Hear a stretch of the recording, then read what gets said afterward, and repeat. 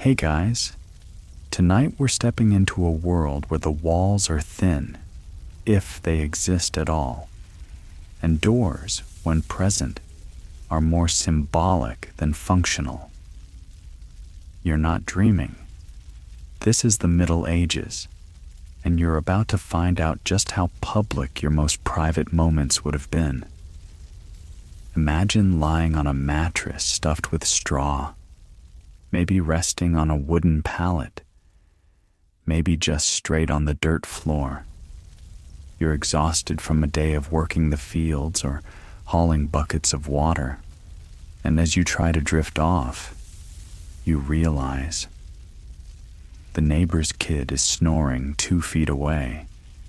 Your spouse is half on top of you, and someone just rolled over and elbowed you in the ribs. You think you're going to get a moment of privacy? You probably won't survive this century, let alone get a room to yourself. So, before you get comfortable, take a moment to like the video and subscribe, but only if you genuinely enjoy what I do here. I'd love to know where you're listening from and what time it is where you are. Drop it in the comments. Now dim the lights. Maybe turn on a fan for that soft background hum.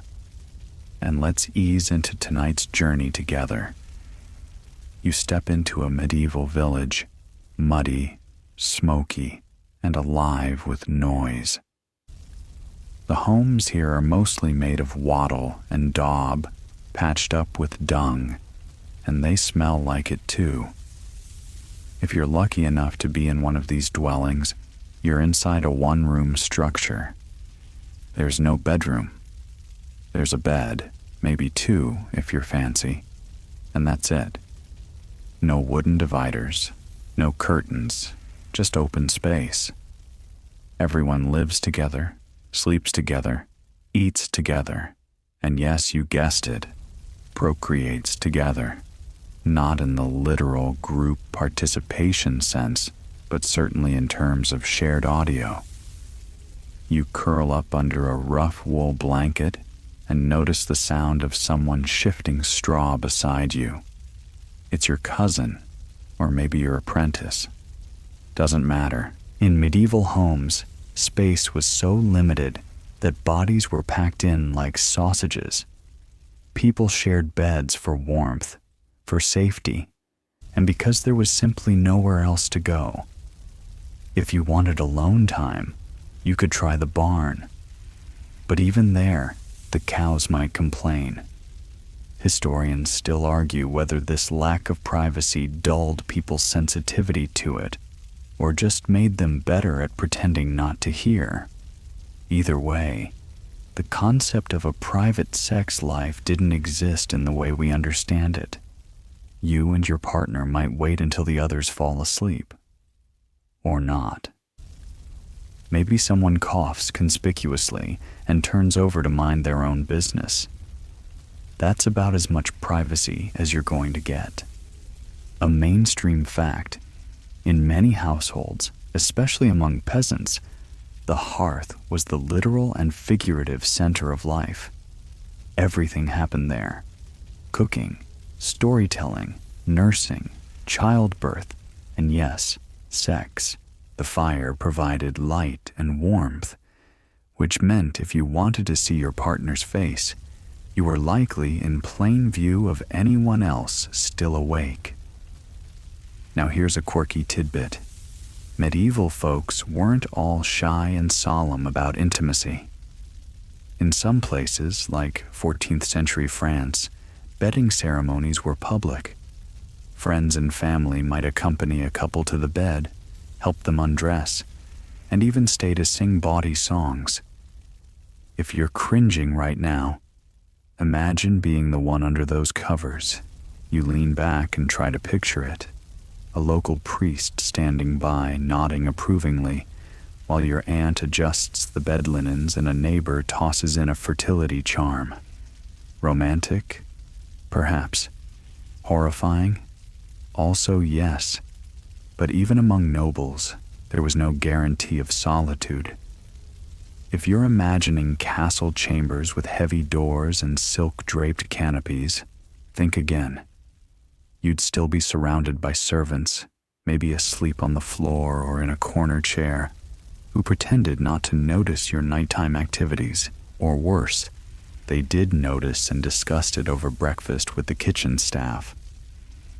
News travels fast when walls are made of stone, and gossip is everyone's favorite sport. Even the architecture worked against you. The open plan design of peasant homes and the echoing chambers of castles created a world where sound was everyone's business, and there weren't enough doors to go around. Literally. Doors were expensive.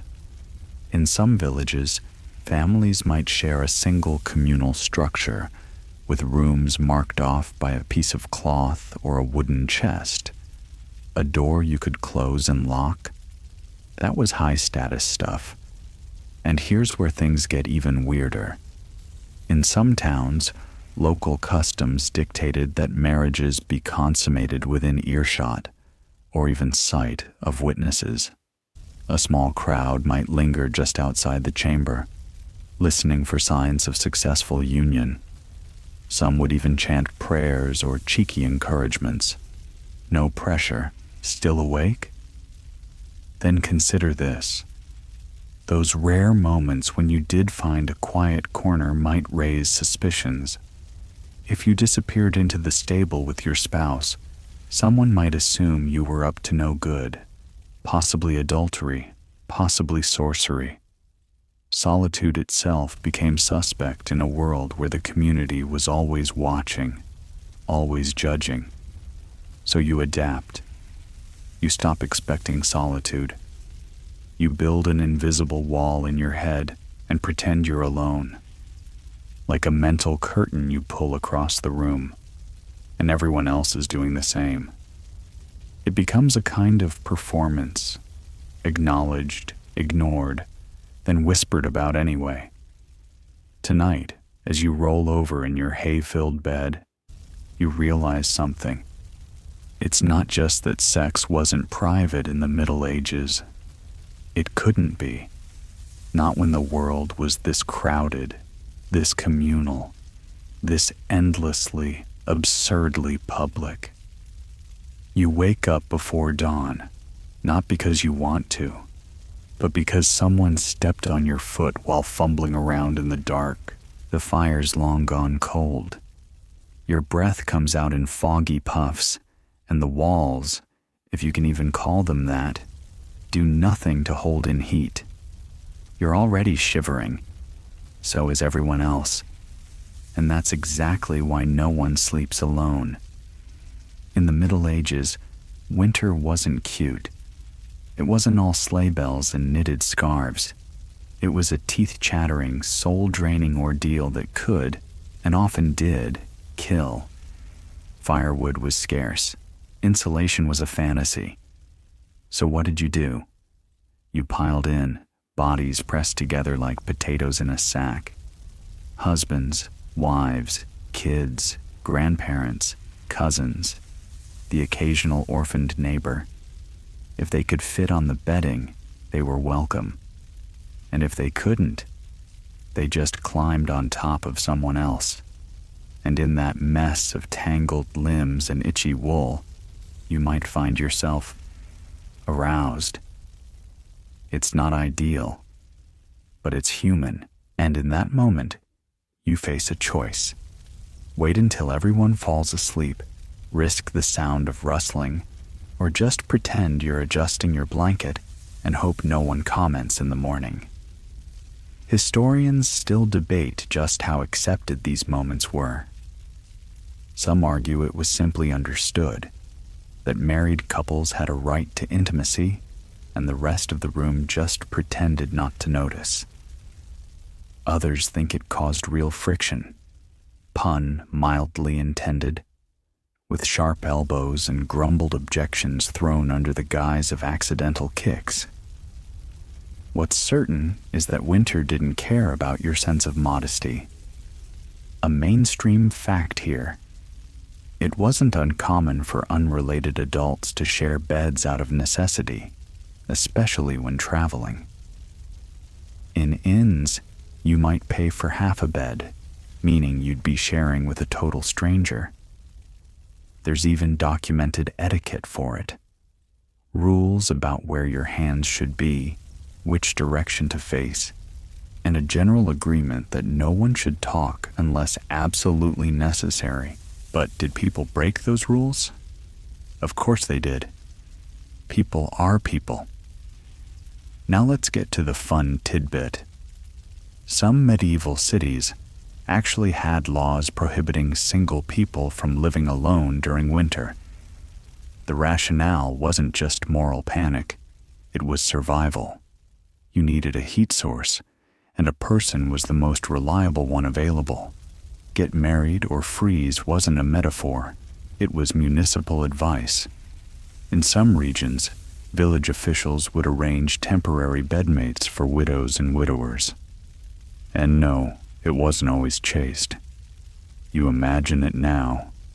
You're 35, widowed, and your local alderman just assigned you an approved sleeping partner for the season.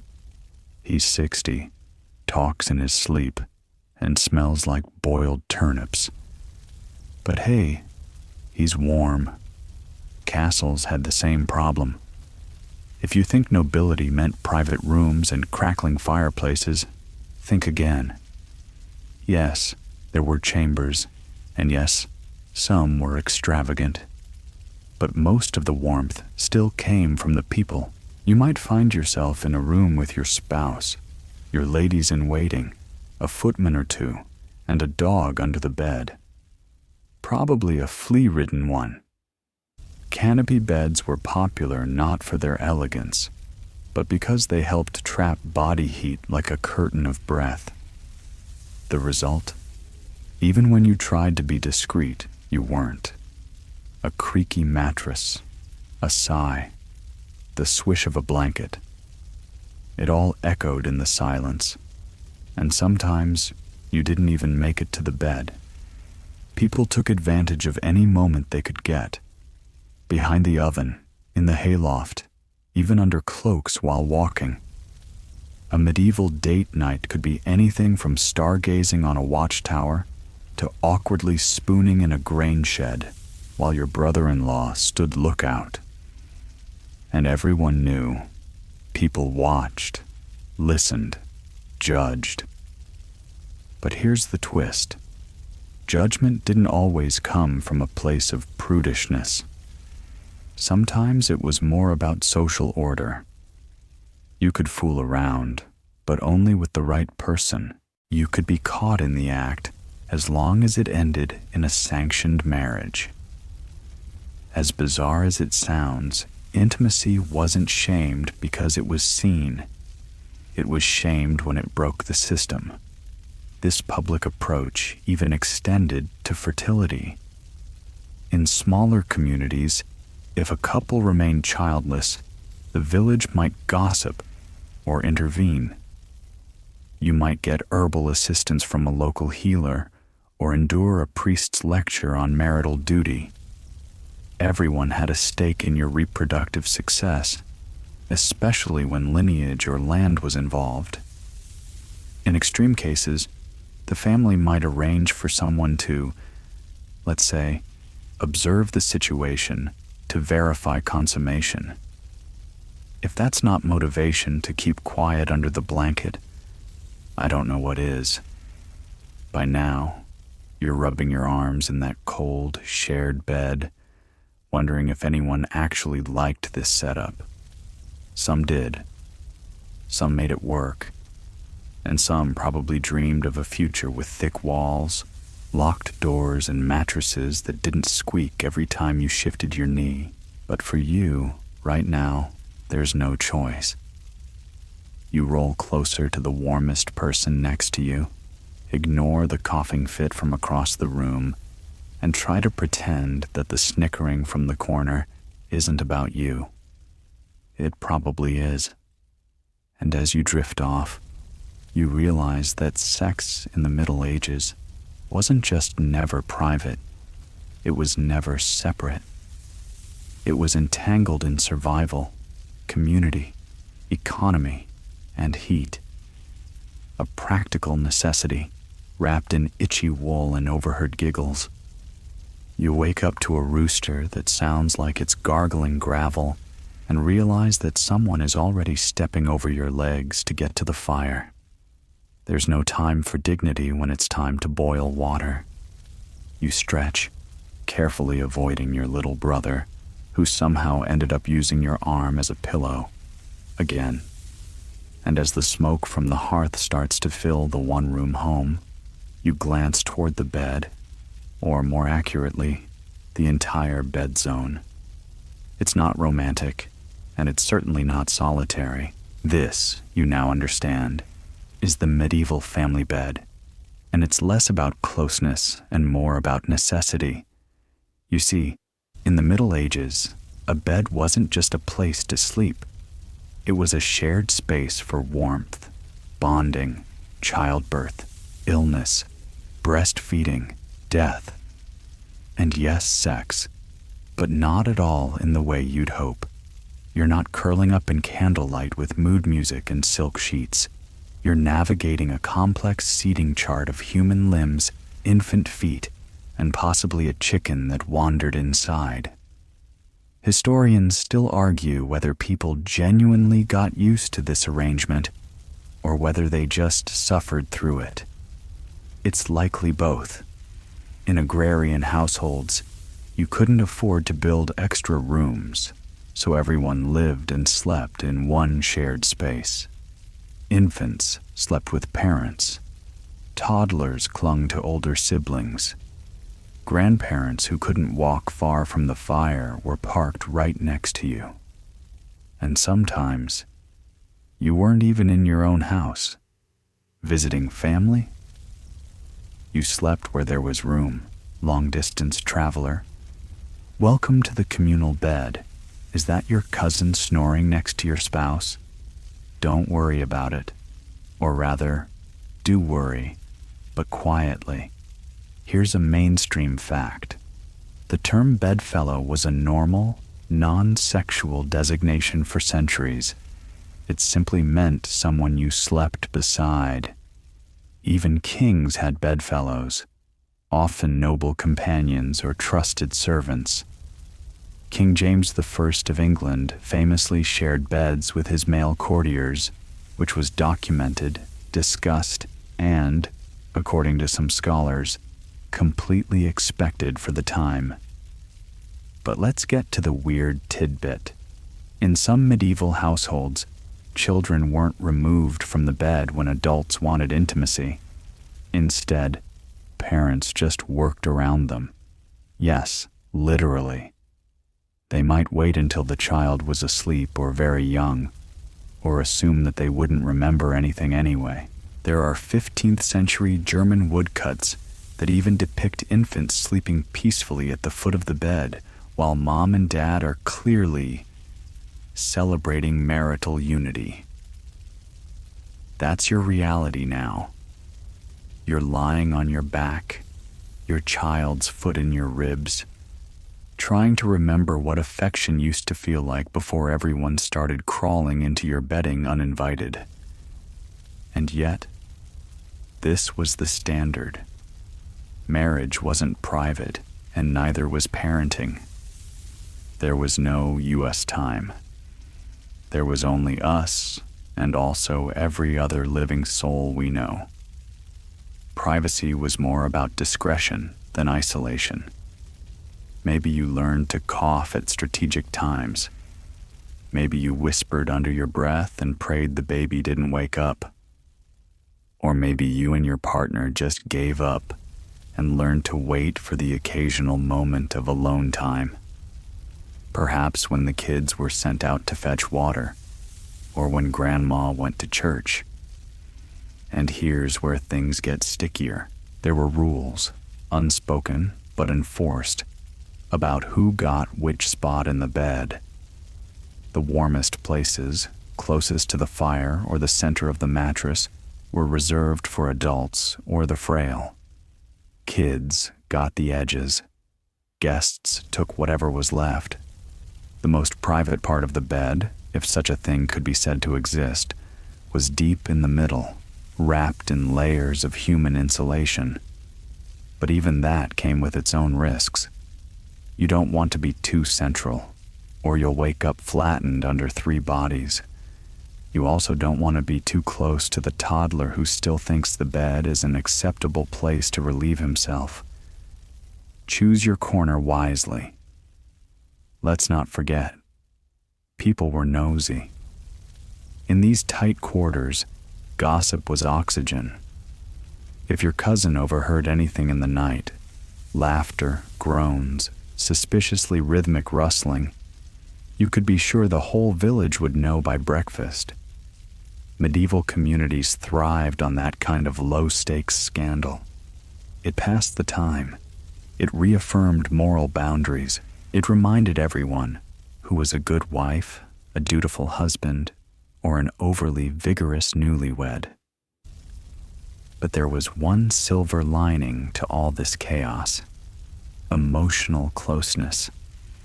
Families literally lived on top of each other. You were never alone. And while that could be maddening, it also created deep bonds. You knew how everyone smelled, snored, dreamed, and woke. You learned to sync your rhythms. It wasn't romantic, but it was intensely human. Still, you fantasize. Maybe one day you'll have a chamber of your own, a sturdy wooden door, a thick curtain you can pull shut, a bed with no chicken feathers in it. But for now, you shift positions again, pulling the blanket higher as a draft seeps in through the gaps in the wall. Someone coughs. Someone else mutters in their sleep. A baby whimpers. And you think, this is just how it is. Sex, sleep, survival, all folded into one sagging bed stuffed with straw dreams and far too many people. Someone knocks on the door. More of a tap, really, since the wood's so thin it barely counts as a barrier. And you freeze mid-motion. You're not doing anything scandalous. You're just buttoning your shirt. But the knock isn't a request. It's a reminder. A reminder that even your clothing habits are under watch. And if you thought the church didn't know what you were up to last night, well, think again. Because in the Middle Ages, God may have been watching, but so was your neighbor, and your priest, and your neighbor's priest. And if they weren't peeking in person, they were still making a hobby out of imagining what you might be doing behind that threadbare curtain. Welcome to the world of spiritual surveillance, where sex was as much a matter of public concern as taxes, tithes, or whether your pigs were trespassing on monastery land. Let's start with the mainstream fact. The medieval church didn't just set moral guidelines, it actively policed them. Canon law covered every conceivable aspect of sexuality. When you could do it, who you could do it with, what positions were permitted, and yes, it got that specific. Missionary was fine. Anything else? Better start repenting. You remember confession, right? It wasn't just for petty theft or lying about your turnip harvest. It was for everything. Confessors had handbooks, literal guidebooks, that prompted them to ask things like, did you touch your spouse with lust outside the appointed days? Or did you engage in marital union during Lent? And if your answer was yes, or even I don't remember, penance was coming your way, sometimes in the form of fasting, sometimes a pilgrimage, sometimes just a lot of very awkward praying. Now here's a quirky detail. Some parishes encouraged people to confess the sexual sins of others. That's right, you could show up and say, My neighbor was making strange noises behind the goat shed last Thursday, and that was a totally valid contribution to public morality. It wasn't gossip, it was spiritual stewardship. Historians still argue whether this was more about genuine belief or control. Did people really fear divine punishment for breaking intimacy rules? Or was this just another way the church maintained dominance over daily life? It's hard to say. But either way, the effect was the same. You couldn't sneeze without someone wondering if it was because you'd sinned. And remember, these rules weren't limited to peasants. Nobles were just as scrutinized. If anything, more so. Royal courts were packed with bishops, confessors, and palace clerics who made it their business to regulate royal bedrooms. Queen consorts could be publicly scolded if they were too flirtatious. Kings were expected to produce heirs, but only in proper, God-fearing ways. Extramarital affairs were tolerated when useful, but woe unto the noblewoman caught enjoying herself too openly. Even within marriage, privacy wasn't a guarantee. You and your spouse might be summoned to explain why you hadn't produced children yet. Had the marriage been consummated? Was it being performed regularly? Had either of you committed sins of omission? There were documented church investigations where couples were separated and interrogated about their bedroom habits. How often? When? Did it seem effective? Imagine standing in front of a stone-faced bishop while he demands to know if you fulfilled your sacred duties on the last feast day. It's not exactly aphrodisiacal. And if you lived in a particularly zealous town, there might be more than just verbal judgment. In some cases, ecclesiastical authorities ordered physical inspections. Midwives or matrons might be sent to verify a virgin's intactness before marriage or confirm signs of recent marital activity. These were not rare occurrences. They were part of the community's rhythm of life, woven into rituals that now seem unthinkably invasive. Still think you're going to light a few candles and get cozy? Not without someone mentioning it during the Sunday homily. Or worse, writing it down. Medieval court records are packed with cases involving accusations of improper intimacy. Sometimes it was adultery, sometimes fornication, sometimes just inappropriate fondling witnessed at a May Day festival. The church didn't always have the power to punish physically, but it could shame, excommunicate, or demand humiliating penance. And here comes one of the more surreal details. Priests themselves weren't always innocent. While the church officially promoted celibacy for clergy, reality often painted a murkier picture. There are whole files of cases where priests kept mistresses or were caught sneaking out of convents. And guess who loved to gossip about that? Everyone. Loudly, you start to see the pattern now. Privacy, especially sexual privacy, wasn't just scarce, it was deliberately undermined. The church wanted to know, your community wanted to know, and even your family wanted to know. Why?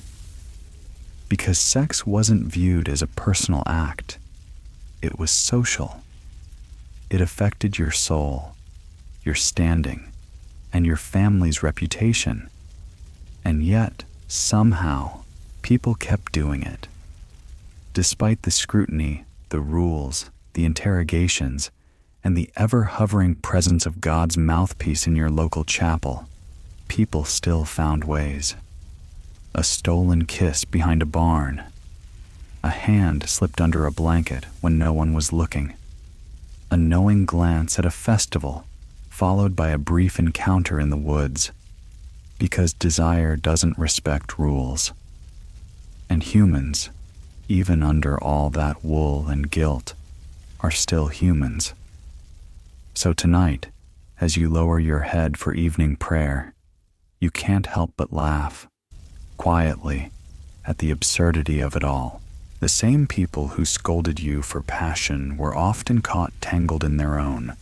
The same laws that limited your intimacy were written by men who barely understood what privacy even meant. You blow out the candle. The house creaks. Someone shifts in bed, and behind you, a neighbor coughs through the thin wall, probably imagining what you're doing in the dark. You're not doing anything, not yet. But if you were, someone, somewhere, would be judging it, probably writing it down. The first thing you see when you open your eyes is someone else's face, not your spouse's, your uncle's.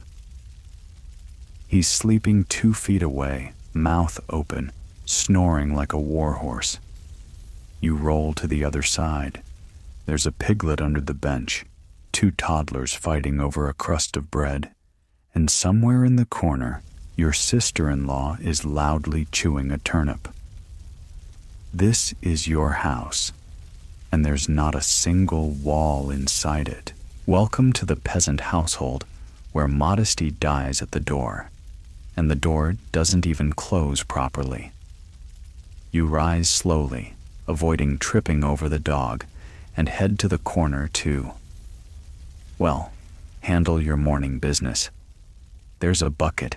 Everyone uses it. It's basically next to the stove. If you ever wanted a masterclass in shared living, you're enrolled now. Because in a medieval peasant's home, every aspect of life, eating, sleeping, bathing, birthing, dying, happens in one space, often at the same time. And that, of course, includes sex.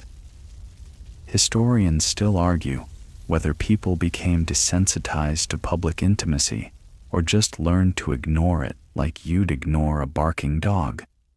But even in the most private moments, someone else was nearby.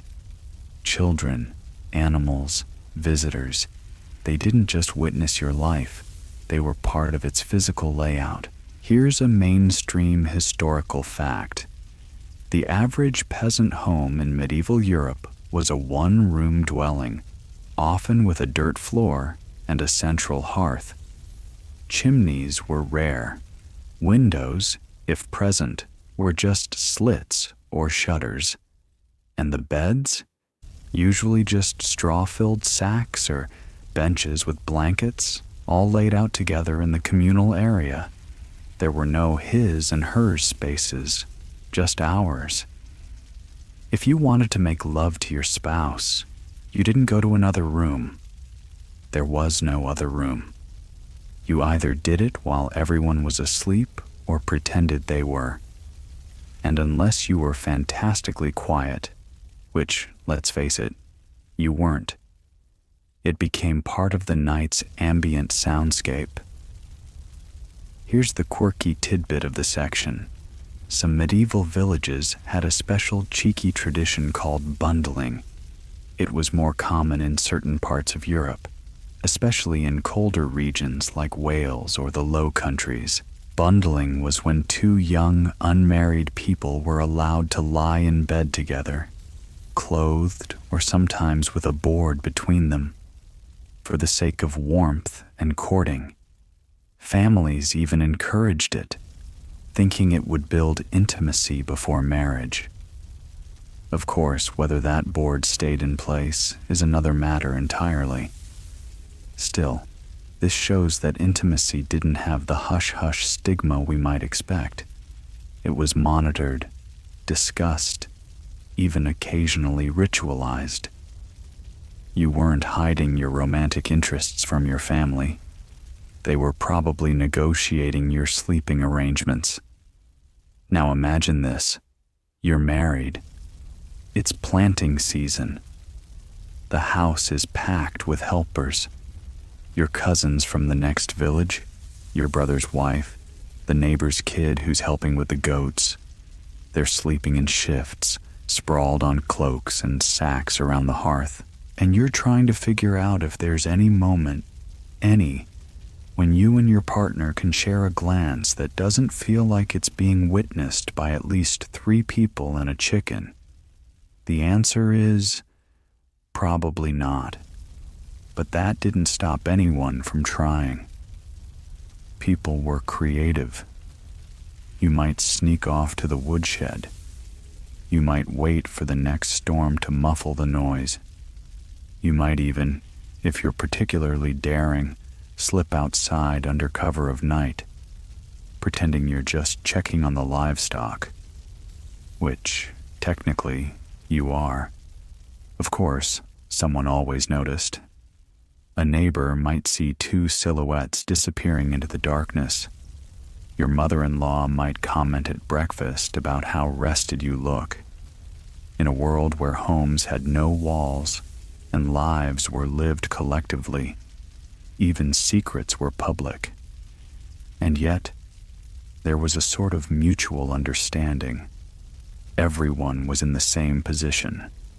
Everyone needed the same privacy they didn't have. So the unspoken rule became, don't stare, don't comment, at least not until after church. You might not have a door to close, but you could pretend there was one in your head. A shared courtesy, built on shared embarrassment. But let's be real. People did talk. That's how reputations were built and destroyed. If a young couple was a little too noisy, or a widow had a visitor a little too often, it became part of village lore. There are 13th century court records where neighbors testified about what they heard through the walls. One woman claimed she could not sleep due to the groaning and thumping coming from next door, which, frankly, sounds like an excellent line for a medieval soap opera. And the children? They saw everything. There was no hiding pregnancy, no shielding them from the sounds of adult life. It wasn't unusual for a child to witness childbirth in the same room they'd be sleeping in that night, or to overhear every whispered "I love you" or grunt of exertion coming from the next straw pile. Over time, they learned what was happening.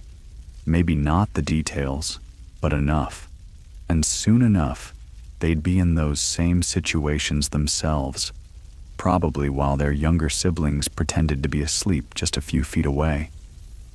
So you lie down once more, in the same spot where you eat, nap, argue, and dream. A single room that contains every version of you: son, spouse, parent, lover. There's no door to close, no knob to turn, no private time carved out by architecture. Only the silence of mutual pretense. Only the understanding that sex in this world is never private. Not really. But it's still yours, in the small, quiet spaces between the noise. It's mid-morning now, and you're being called to court. Not the royal kind, unfortunately, but the local manor court, where grievances are aired and scandals made official. You haven't done anything wrong today, but someone else apparently has. And you're about to hear every intimate detail, because in the Middle Ages, sex wasn't just social, it was legal. And when things went sideways, everyone got to hear about it. You squeeze into the crowded wooden hall. There's no podium, just a trestle table, a few low benches, and a lot of glaring. Someone's already whispering about what the miller's daughter was caught doing in the apple orchard. You listen closely because it's expected. Court proceedings are public, and today's complaint is something like, John and Maud lay together, though not wedded. Not an uncommon charge. Here's the mainstream fact. Medieval courts, especially ecclesiastical courts, handled an enormous number of cases involving sexual behavior. Adultery, fornication, bastardy, impotence, desertion, even disputes over how and whether a marriage had been consummated.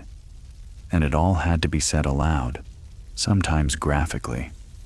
You shuffle your feet, trying to look unimpressed. But Maud is crying now. The bailiff has asked her to confirm whether John entered her flesh as husband might. Her father looks like he wants to melt into the wall. But this is normal. It's happened before. It will happen again.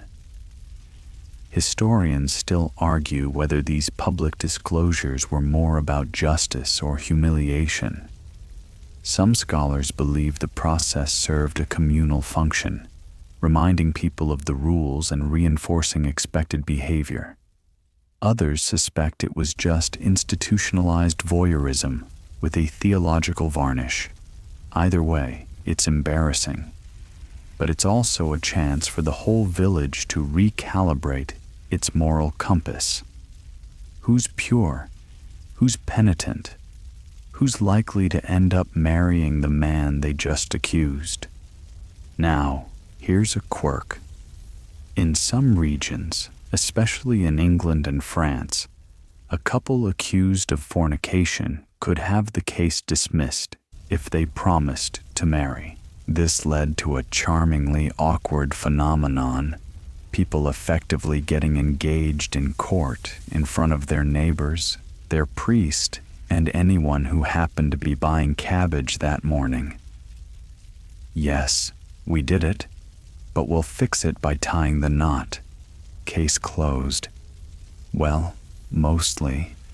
But if you think that was awkward, try being summoned to explain why your marriage wasn't consummated.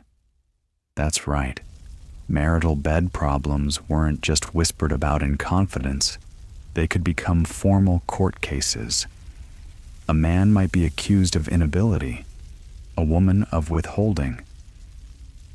In some regions, proving consummation meant parading around the couple's bedsheets looking for, well, signs. Yes, those signs. The phrase getting into legal trouble for bad sex was not a joke. It was a municipal reality. And even when things did go well, the law still had something to say. There were strict rules about when married couples could have sex. Not during Lent, not on holy days, not during a woman's menstrual cycle, not while breastfeeding, and not on the eve of receiving communion. That left what? Tuesdays in mid-April? You were basically navigating a minefield of no-no days, which brings us to one of the more surreal aspects of medieval legal culture: the involvement of neighbors. If someone suspected illicit behavior, they could, and often did, bring a complaint forward. Not necessarily out of spite, sometimes just out of duty. I saw candles flickering under their blanket, one might report. I heard sounds unbecoming for the hour. These were valid legal statements, and if the church got involved, penance might be public, literally public. Wearing special clothing, kneeling before the congregation, or going barefoot through the village. One couple was famously punished by being forced to walk hand in hand to church each Sunday for a year, while everyone stared and whispered. But people adapted. They learned how to frame the story, how to downplay the details, how to cry just enough, or show repentance in just the right key. Legal theater became social choreography. A good confession could salvage your reputation. A bad one could destroy it. Still, some got clever. There are records of couples claiming they had married secretly and consummated the union already, just to dodge fornication charges. It didn't always work, but sometimes, if their stories matched well enough, the court would accept it, and a clandestine wedding would suddenly become binding retroactively. Surprise! You're married. This had enormous implications for inheritance, legitimacy, and land rights, which is why the church and nosy relatives cared so much. Sex wasn't private because it affected too many public things: who got the farm, who carried the family name, who owed what to whom. One night of passion could reshape half the village's expectations. So tonight, as you return from court, you carry more than just second-hand embarrassment. You carry knowledge that your own private life is always on the edge of becoming public property, that a misstep, a whisper, a wrong glance at a maypole dance could put your name on a docket. You duck your head as a group of old women pass, already chattering about Maud and John.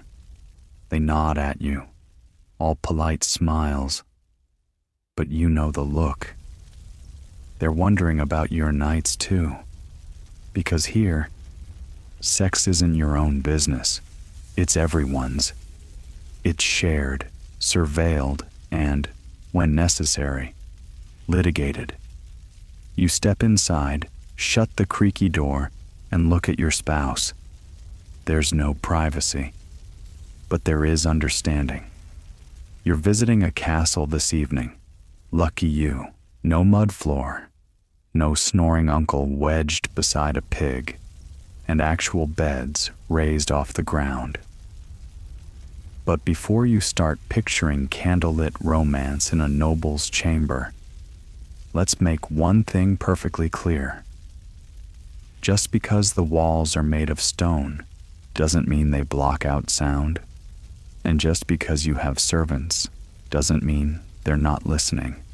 Welcome to the glamorous world of aristocratic intimacy, where luxury came with lace, tapestries, and an entourage that always knew what you were doing in bed and with whom. You walk down a long corridor, past rushlights flickering in iron sconces, and into a noblewoman's solar, a sort of private sitting room, although there's nothing particularly private about it. There's embroidery on the table, a lute resting nearby, and at least 3 handmaidens loitering in corners pretending to be busy. If she has a lover, they've likely already noticed. In fact, they might be part of the plan. Here's a mainstream historical fact.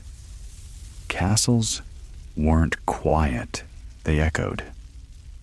Stone walls bounced sound around like drums, and doors, when they existed, were often left open for airflow and foot traffic.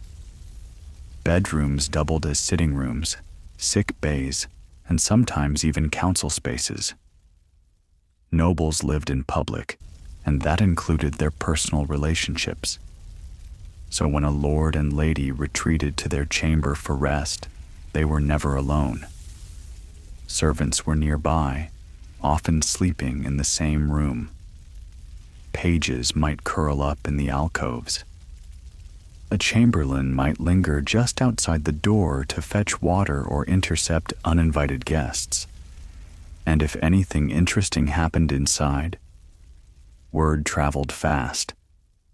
Historians still argue whether noble couples tried to maintain romantic privacy, or whether discretion was more about appearances than actual secrecy. After all, alliances were everything. Marriages were political tools, and heirs were currency. What mattered most wasn't whether you loved each other, but whether you produced a legitimate child, and ideally, one without gossip attached. Let's talk gossip. Because in castles, rumors flowed faster than wine. A misplaced slipper, a late-night knock, a curtain left carelessly ajar. These were all triggers for speculation, and the stakes were high. A noblewoman accused of adultery could lose everything. A knight caught fraternizing with a lord's daughter might find himself accidentally falling out of a tower window. And yet, despite the danger, secret trysts happened all the time. Here's your quirky tidbit. In 12th century France, there was a documented case of a lady of the court who would send her servant ahead to prepare the bed with rosewater and linen, then receive her lover through a hidden stairwell, while her husband played chess 2 rooms away. Everyone knew.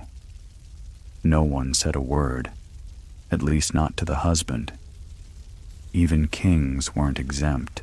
Monarchs were often surrounded by attendants at all hours, including in their sleeping chambers. But that didn't stop them from keeping mistresses. Sometimes, those mistresses were officially recognized, even given rooms of their own within the palace.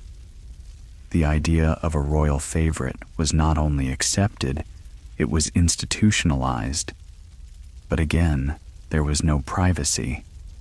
The entire court knew who was sleeping where and why. You look around this castle, imagining the sheer number of eyes and ears at work. It's like being on stage, but the curtain never drops. And yet, you notice that nobles developed their own signals, subtle gestures, secret notes, coded embroidery patterns. A touch of a sleeve could mean meet me after vespers. A flower tucked into a braid might indicate desire or danger. Romance had to be clever. That said, not every noble encounter was poetic. Some lords exercised droit du seigneur, a supposed feudal right to sleep with a vassal's bride on her wedding night. Whether this was widely practiced or just exaggerated later is hotly debated among scholars. But the myth itself speaks volumes. The bedroom was seen as fair game for power, privilege, and public knowledge. And when royal children were born, there was no room for modesty. Queens gave birth in semi-public ceremonies, often in the presence of noble witnesses to verify the legitimacy of the child. Your most vulnerable moment wasn't hidden behind closed doors. It was attended by a crowd making careful observations and sometimes taking notes. So tonight, as the fire crackles and the lord retires with his lady, the servants discreetly withdraw, but not far. One leans against the doorframe. Another pretends to adjust the bed linens before stepping quietly into the shadows. Someone might be watching through a tapestry hole, or maybe not. But you assume they are, because that's how life works here. Sex, even in a feathered bed under velvet canopies, is not private. It's a courtly drama, performed under the weight of reputation, duty, and ever-watching eyes. Even your passion is diplomatic. You try to imagine what it's like to live like this, to know that every touch could be interpreted, every sigh overheard, every choice whispered into someone else's ear. It's a tightrope walk between desire and discretion, and the floor below is made of scandal. You curl up in your guest bed, a hard wooden bench with a thin cushion and a wool blanket. From the other side of the stone wall, you hear laughter. Then something else, a creaking sound, a muffled voice. You turn over, pretending not to hear, because in this world, pretending is the closest thing anyone has to privacy. You're walking through the town square now, the air thick with the scent of baking bread, sweating livestock, and something less identifiable. Around you, people haggle over fish, bless themselves as they pass a roadside shrine, and sneak glances at a low, wood-paneled building with red paint around the doorway. No one says it aloud, but everyone knows what it is. The local bathhouse. Or is it a brothel? sometimes it's both. Because in the medieval city, cleanliness and carnality came wrapped in the same steam. And while the church frowned mightily on both nudity and pleasure, it also liked people to bathe once in a while, preferably before communion. So medieval towns built public bathhouses. And what happened behind those steamy doors was, shall we say, complex. You step inside, and immediately the heat hits your face. The smell of herbs, mildew, and something vaguely floral. There's a tub being filled from a giant kettle. A maid scrubbing someone's back. Laughter from behind a linen curtain that only hides so much. You remove your outer tunic, fold it neatly, and enter the fog. Here's a mainstream historical fact. Bathhouses were common throughout medieval Europe, especially in larger cities. From London to Lübeck, they served as semi-respectable places to wash, relax, gossip, and sometimes arrange a little extracurricular companionship. Men and women often bathed separately, but not always. And even when they did, the atmosphere was still charged. People came to get clean, yes, but they also came to be seen. A good bathhouse was part spa, part social club, part dating scene. And in many towns, it wasn't even illegal to offer sexual services inside, as long as it didn't get too rowdy or too close to a church. And here's the quirky tidbit. In 15th century South Germany, bathhouses employed women called Badern, who not only bathed clients, but also cut hair, trimmed nails, offered massages, and yes, sometimes slept with patrons. These women weren't necessarily seen as prostitutes in the formal sense. They occupied a fuzzy, in-between social role, somewhere between servant, nurse, and romantic acquaintance. Historians still argue over whether bathhouses were primarily erotic spaces or simply communal. In some records, they're described like hospitals, clean, organized, modest. In others, they're the heart of the city's unofficial romance market.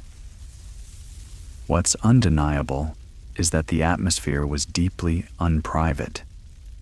You undressed in public, were bathed in public, and depending on the bathhouse, might be propositioned in public too.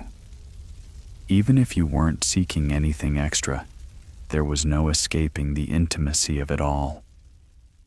Sitting naked in hot water next to your neighbor's blacksmith or your cousin's midwife, you learned things about people, visually and conversationally, that you could never unlearn. If someone had a birthmark, a scar, or a tattoo in a curious place, well, now everyone knew. And it wasn't just the common folk. Nobles bathed too, often in more private quarters, but sometimes they sent envoys to public bathhouses. If a duke had a discreet affair, it might be arranged through a bath steward or a washerwoman. And royal couriers occasionally delivered scented oils or linens to such places, their meaning understood without explanation. But of course, not everyone approved. The church, ever suspicious of unchaperoned nakedness, often railed against the bathhouses, especially when they became too obviously associated with sex. During certain outbreaks of plague or moral panic, officials shut them down entirely, but they always reopened. People needed baths, and people needed, well, people. Let's not forget, private baths were a luxury. For most people, this was your best chance at hot water, fresh sheets, and a few minutes of relaxation away from your crowded home. And maybe, if you had a few extra coins, something a little more exciting. You wrap yourself in a linen sheet and move toward the dressing bench. Someone catches your eye, smiles, then glances quickly away. It's a familiar ritual, suggestive, not scandalous. Later, at the market, you'll pretend you didn't see anything, or you'll exchange a knowing look. Because in this town, everyone knows what goes on at the bathhouse. No one says it, but they know. And the brothels? Well, those were even less subtle. Medieval cities often licensed official brothels, complete with regulations, curfews, and sometimes even uniforms for the women who worked there. These places weren't just tolerated, they were managed. Taxes were collected, rules were posted. In some towns, sex workers paid into a common fund to support each other in illness or old age. But again, privacy was a fantasy. Brothels were noisy, busy places. The walls were thin, the furniture creaked, and whether you were a laborer, a scribe, or a visiting knight, everyone saw who went in and how long they stayed. The madams kept records. So did the local authorities. And probably, so did your mother-in-law. Still, many people preferred the frankness of the bathhouse or brothel to the suffocating surveillance of the village bed. At least here, the lack of privacy was expected. You weren't pretending to be modest. You were just being human. You dry your hands, retie your belt, and step back out into the street. The evening bells are tolling, and someone's lighting the lamps outside the tavern. Behind you, steam curls up from the bathhouse roof, dissipating into the cooling air. In a world where sex is always seen, sometimes it's almost refreshing to just stop pretending it's hidden. You've got a toothache today. Not a little twinge, but a deep, throbbing, medieval kind of pain. The kind that makes you consider trepanation, or just hitting yourself with a rock until you forget the sensation. So off you go to the healer, or maybe the barber surgeon, depending on who's less drunk. But before you can say, they've already asked you the standard questions. When did the pain start? What did you eat? When's the last time you sweated through your sheets? And oh yes, have you had sex recently? Because in the Middle Ages, your medical chart started in the bedroom. Sex wasn't just monitored by your priest or your neighbor, it was monitored by your doctor too. Physicians genuinely believed that your romantic activity, or lack thereof, affected your health in direct, measurable ways. And since privacy wasn't part of the culture, they felt no shame asking about it, loudly, while someone else was already in the room with you. Here's the mainstream historical fact.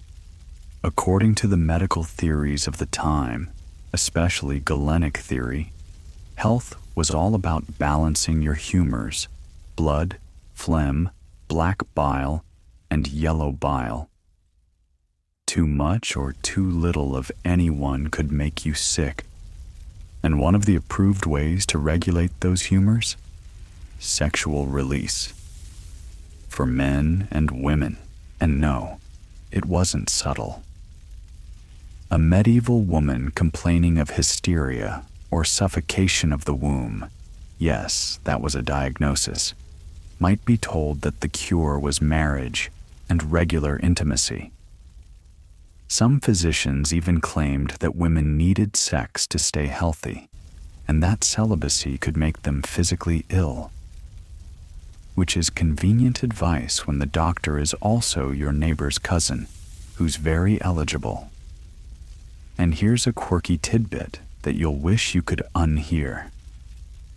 There were documented cases of midwives or medical matrons who would perform therapeutic internal massages to treat certain symptoms in women. Yes, that kind of massage, conducted as medicine. No candles, no soft music, just the firm belief that female ailments stemmed from sexual frustration. Welcome to history's least romantic spa. Historians still debate whether these treatments were taken seriously by their recipients, or whether they were simply tolerated as a part of male-dominated medical culture. Some argue that many women genuinely found relief, or at least understood the ritual as a communal and socially sanctioned moment of physical attention. Others see it as a thinly veiled excuse for intrusion, sanctioned by science and tradition. And what about the men? Well, they didn't escape scrutiny either. If you were pale, tired, or melancholy, your healer might ask how often you discharged your seed. Too much was a problem. So was too little. There were even dietary prescriptions for improving virility. Ale boiled with rooster combs, goat's testicle soup, nutmeg mixed with honey. Not exactly an aphrodisiac, but points for creativity. So here you are, trying to explain your toothache, and instead, you're being quizzed on your bedtime habits. Your spouse is sitting nearby, arms crossed, suddenly very interested in the rushes on the floor. The healer squints at you like a bishop evaluating a confession, and you realize that in the medieval world, your sex life was part of your health profile, on display like a festering wound. But of course, it didn't stop with the doctor. If you were pregnant, or not pregnant, when everyone expected you to be, that, too, became a matter of public interest. Old women whispered about your complexion, men eyed the tilt of your belly, and if a pregnancy went too long or too short, there'd be speculation, midwives called, maybe even ecclesiastical involvement if the timeline didn't match your marriage certificate. And speaking of birth, don't imagine any of that was private either. Childbirth in the Middle Ages was a community event. Midwives, sisters, neighbors, and sometimes strangers were present. In larger households, a literal audience would gather outside the room, waiting to hear if the newborn cried. It was believed that a noisy birth was a good omen. Quiet ones were not, and if you were lucky enough to survive childbirth, you'd be churched. A public ceremony welcoming you back into the community. It was a celebration of survival, yes, but also a kind of reset button after the pollution of sex and birth. You'd kneel before a priest, maybe holding your newborn, while he said the prayers, and everyone else silently recalculated the timeline between your wedding date and your bump. Still, there's something almost touching about the intimacy of it all. Messy, yes. Exposed, definitely. But also communal. Your milestones were never met in solitude. People helped. People judged. But people were there. You were never alone in joy or in pain. Back at your own house, you return with a bag of pungent herbs and a warning to avoid unseasonal exertion. Your spouse raises an eyebrow. You both laugh. The kids are playing in the yard, and your neighbor's already leaning over the fence to ask if the treatment worked. You don't mind anymore. You're used to it. In this world, bodies are public, and that means sex isn't a secret. It's part of your chart, your prayer, your dinner conversation. So tonight, as you tuck into your lentil stew, you feel a little better. Not because of the herbs necessarily, but because you understand the rules now. Sex is never private here, but maybe, if you're lucky, it's still yours. Evening settles like a damp wool cloak over your village, and once again, your day winds down not in a room of your own, but in the same creaky, crowded bed you've shared every night of your life. You hear the familiar sounds, someone coughing, a baby gurgling, the distant creak of a cartwheel, and you know, without even opening your eyes, that someone's probably still awake and listening. Because the truth is, even in life's most final moments, sex in the Middle Ages didn't get a room to itself. Births weren't private, deaths weren't private, and everything in between, including the intimacy that brought those beginnings and endings into the world, was public by design. You roll over to face the fire, now mostly glowing embers, and you remember the last time someone died in this room. They didn't pass away quietly in a hospital bed, surrounded by machines and white curtains. No, they died right there, on the same pallet where you sleep now. The priest came, the neighbors came, the family stood close, muttering prayers or holding hands. Someone spilled broth on the floor. And just like with sex, everyone saw. Everyone needed to see. It was part of the ritual. Here's a mainstream historical fact. Death in the medieval world was often a communal event. A person's good death involved confession, communion, and the presence of witnesses. It wasn't just a personal affair. It was a public exit. People gathered not just to grieve, but to confirm that the person had passed in a state of grace. They wanted to hear the last words, see the last breath, smell the candle wax dripping in the name of their soul. And here's the weird tidbit. In some parts of Europe, people believed that conception, like death, should be witnessed, at least symbolically. There were records of customs where families would escort the newlyweds to the bed, bless the sheets, and sometimes linger just outside the room to affirm that the marriage had been made official. Was it mostly symbolic? Yes. Was it invasive? Definitely. Was it normal? Absolutely. Historians still argue whether this was truly common across the board or exaggerated by clerical accounts trying to shame the laity into better behavior. But what's clear is this. The most private moments in your life were always, somehow, visible. If not in body, then in rumor. If not in sound, then in aftermath. You know what this means, don't you? There is no version of your medieval life where intimacy is walled off from your world. Your children sleep nearby. Your relatives sleep nearer. The dog is under the bed, and the priest just walked past your window. If you're quiet, they might pretend not to hear. But they do. Everyone always does. Even the very vocabulary reflects this shared experience. You're not a partner. You're a spouse, a word loaded with duty. You're not making love in a vacuum. You're doing your part for inheritance, community balance, and your mother-in-law's timeline. And even when love is genuine, and yes, it often is, it still happens under layers of observation.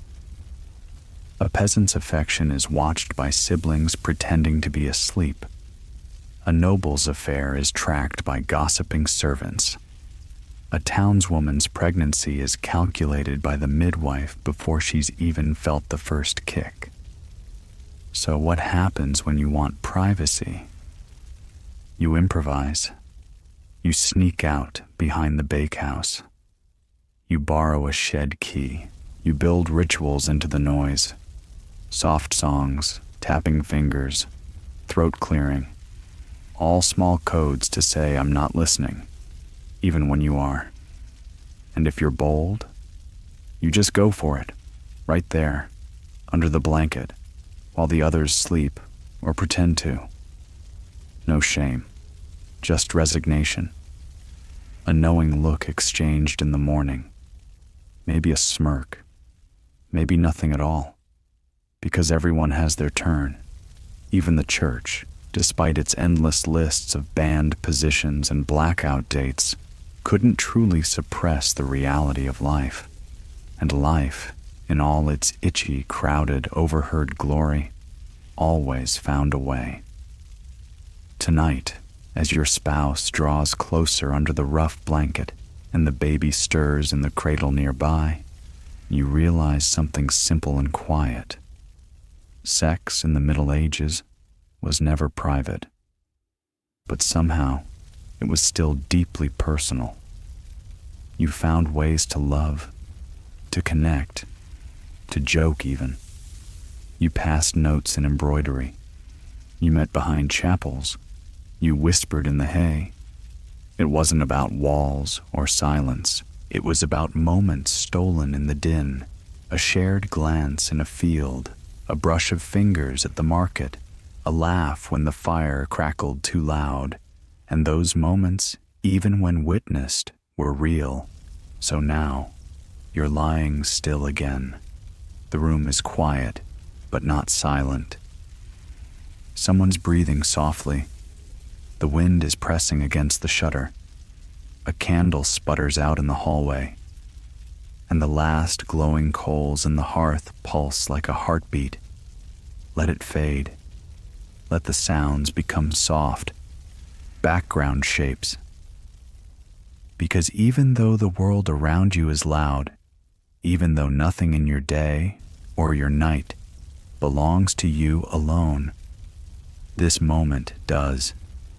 This small circle of warmth beneath your blanket, the hush that comes before sleep, the stillness that even a medieval town must eventually allow. Let your breath slow. Let your thoughts wander like smoke rising in the rafters. You've walked through the dirt lanes and crowded castles. You've listened at the walls, ducked your head in shame, laughed when you shouldn't have, and found closeness anyway. You've seen how people, even in the noisiest corners of history, made room for tenderness. And maybe, tonight, that's what you take with you. Not the rules, not the gossip, but the rhythm of it all. The quiet, steady truth that even in a world with no walls, no locks, and no secrets, love still whispered. And sometimes, that was enough. Sleep now. The shutters are closed, the fire's gone low, and for once, no one's watching.